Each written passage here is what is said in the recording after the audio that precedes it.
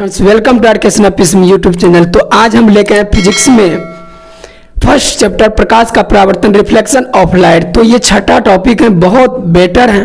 तो देखिए गाइज, ये टॉपिक है, ये टॉपिक। अब देखिए ये टॉपिक ही, जब वस्तु अनंत पर स्थित है तो कहाँ प्रतिबिंब बनेगा, काल्पनिक बनेगा, वास्तविक बनेगा, उल्टा बनेगा, सीधा बनेगा, इसके बारे में हम पूरा डिटेल से कंटेंट के साथ आपको बताएंगे।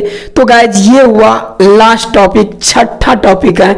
तो उसके बाद उत्तल दर्पण का प्रतिबिंब कैसे बनता है ये भी बताने वाले हैं। उसके बाद अवतल दर्पण का उपयोग और उत्तल दर्पण का उपयोग, ये सब पूरा एकदम आपको अच्छी तरीका से बताया जाएगा। उसके बाद दर्पण सूत्र, उसके बाद तो F बराबर R/2, ये सब तो प्रूव कर दिए। उसके बाद आवर्धन, ये सब सूत्र यूज बहुत आता है और न्यूमेरिकल में, और उसके बाद 10th क्लास में जो एग्जाम में पूछा जाता है, बहुत ज्यादा मतलब कि इसका मायने रहता है।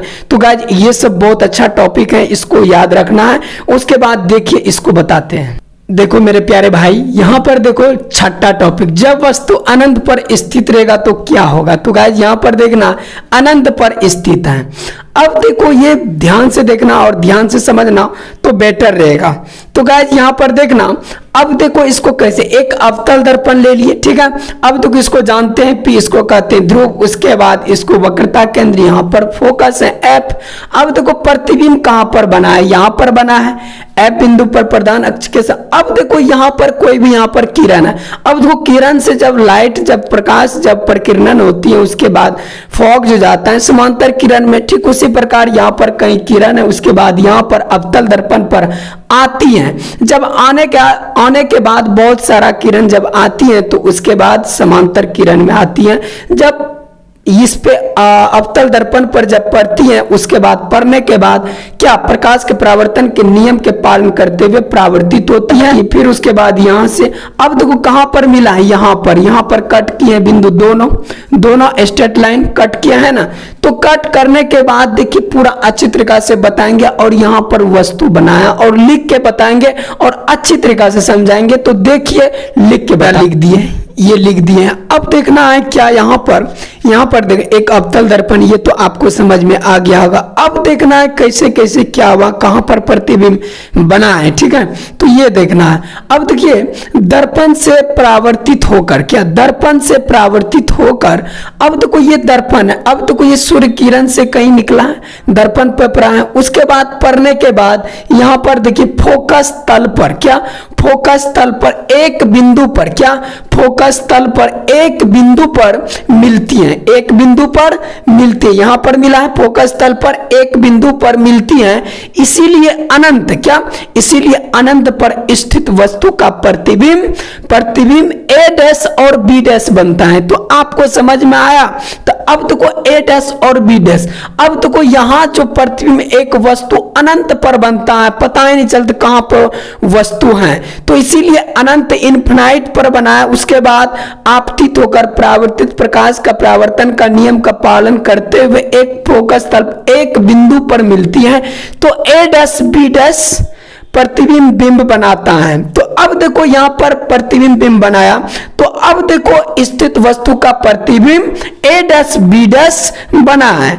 तो अब देखो वास्तविक उल्टा वस्तु से बड़ा और वस्तु से बड़ा बना है ना। अब देखो यहां से वस्तु से क्या, अब यहां ध्यान से देखना है, वास्तविक उल्टा वस्तु से बहुत छोटा बना है। क्या वस्तु, अब देखो इन्फिनाइट पे यहां से सूर्य से किरण से निकला।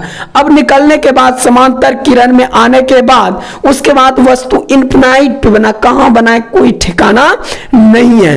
अब देखो यहां पर क्या, इससे बहुत छोटा ये बना A डैश और B डैश। तो आपको समझ में आ गया होगा। तो गाइस ध्यान से पढ़ना और बस लाइटिंग कैसा आ रहा है बताइए, और लाइटिंग क्या, ये सब भी पूरा क्लियर हो गया। अब देखो यहां पर इसको पेंट कर दिए।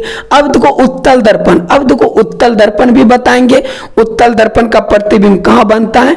उसके बाद ये नहीं कि मतलब ये उत्तल दर्पण है, ठीक है, जिसमें ये कलई क्या रहती है, जो खूबसूरती और सुंदर रहता है। तो सुनते होंगे आजकल का लड़का, मतलब बहुत सारे ऐसा होता है, मतलब कि तुम बहुत खूबसूरत हो, आंखों में काजल लगाया करो। तो मैं कहता हूं आंखों में काजल ही नहीं, गले में नींबू मिर्ची और चप्पल जूता भी लटकाया करो, ठीक है। तो ठीक है, आपको समझ में आता होगा, ज़्यादा नहीं, मतलब कि ज़्यादा हो जाएगा तो गड़बड़ हो जाएगा। ठीक है, तो यहाँ पर देखना, इस टॉपिक को समझ में आ गया होगा और अच्छी तरीक़ा से आया होगा, और ध्यान से पढ़ना है, और ध्यान से एकदम जुनून और जोश के साथ, बच्चे के तरह नहीं और बड़े के तरह पढ़ना, जिस तरह बड़े पढ़ते। ये नहीं कि 10th में है तो ऐसे चला जाएगा। ठीक है, बच्चे में तो पढ़ते थे और पढ़ाते थे ऐसे वैसे, अब ये नेटा लगा दिया, ये नेटकी लगा दिया, ये चुट्टी काट लिया, ये सब होता था। कोई कहता ये ले लिया, मेरा दिल भी गई, मेरा चैन भी ले गई, हद हो गया। तब जब मैंने देखा वो तो मेरा 5 रुपया का पेन भी ले गई। ये हाल सब होता था बच्चे में, वो हाल नहीं करना है, और जुनून जोश के साथ और संघर्ष करना है। संघर्ष के पीछे ही जीत है। तब तक के लिए जय हिंद, जय भारत।